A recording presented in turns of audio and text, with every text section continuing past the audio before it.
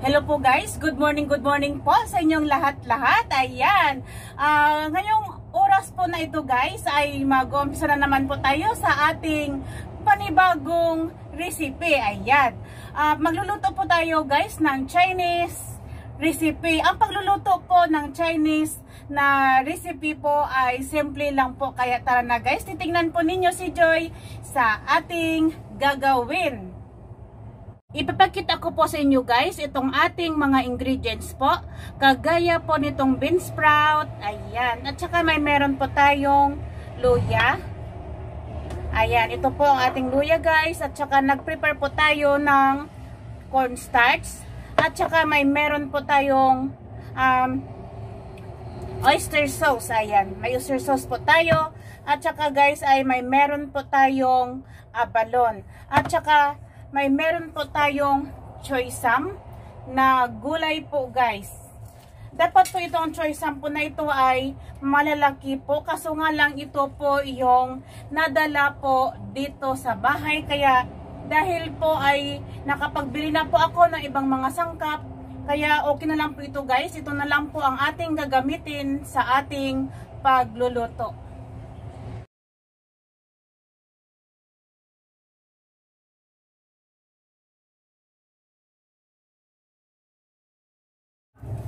Bubuksan po natin guys itong ating abalone.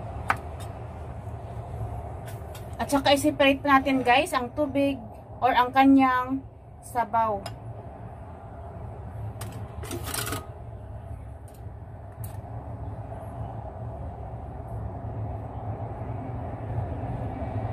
Ayan. Tingnan nyo lang po guys si Joy sa aking gagawin po. Atin po itong i-slice. Itong ating abalone.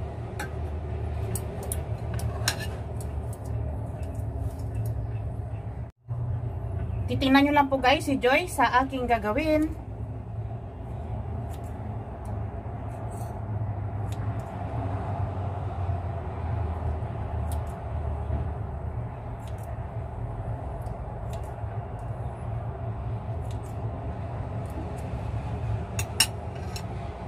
Natapos na po natin na panghiwa-hiwa guys itong ating abalone po. At saka luya lang po guys ang dapat po nating ilagay. At huwag po nating itatapon itong kanyang sabaw po dahil ito po ang ating imimix para maging malasa itong ating niluluto na bean sprout with choy sam po na gulay. Tara na guys, magluluto na po tayo. Ganit na po guys itong ating kawali ay maglalagay na po tayo ng cooking oil. Mainit na guys itong ating kawali, ang ating mantika ay lagay na po natin ang ating luya.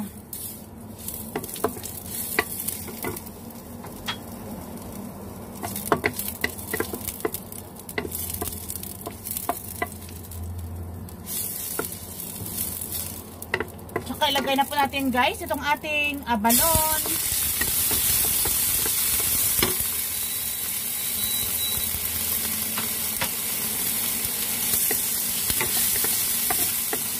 Ilagay na po natin guys itong ating choy sam. At ilagay po natin ang sabaw po na galing sa lata ng ating abalone. At magdagdag po tayo guys ng kaunting tubig na nahaluan ko po dito sa lata.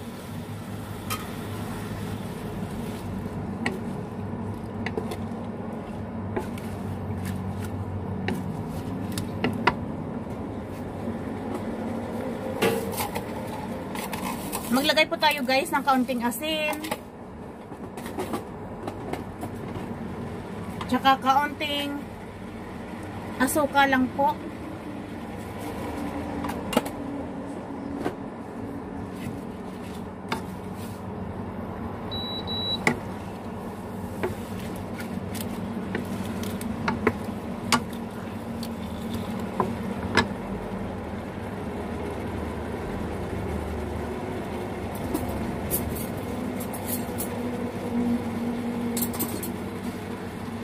Try po tayo guys ng oyster sauce. Ayan.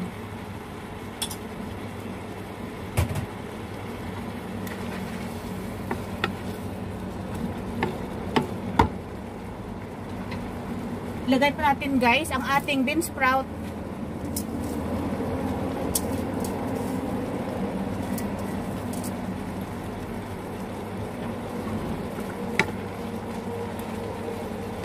Tatakpan na po natin guys.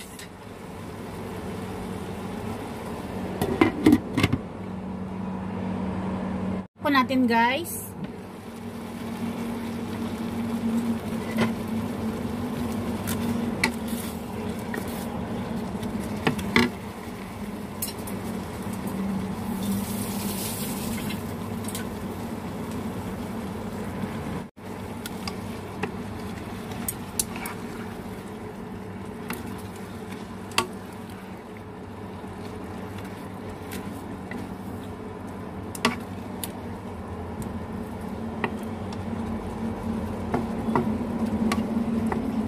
I-check pa natin guys ang lasa.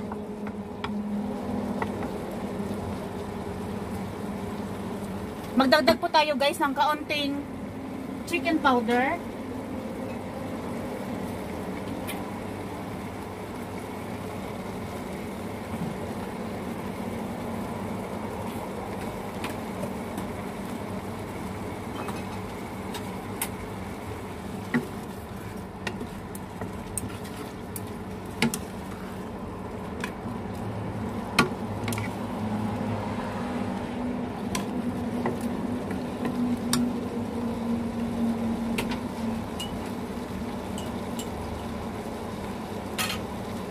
Ilagay na po natin guys itong ating corn flour para po lumapot po ang sabaw.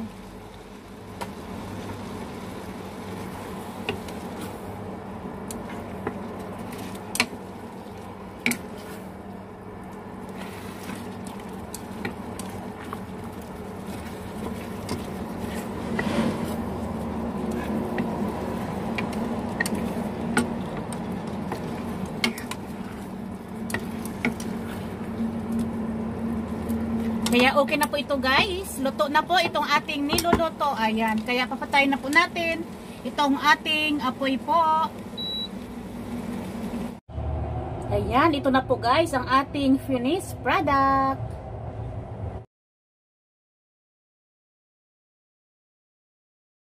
Maraming salamat po guys sa panonood po ninyo sa ating pagluluto. Kaya sa muli po, maraming salamat po. Bye-bye! Bye-bye po!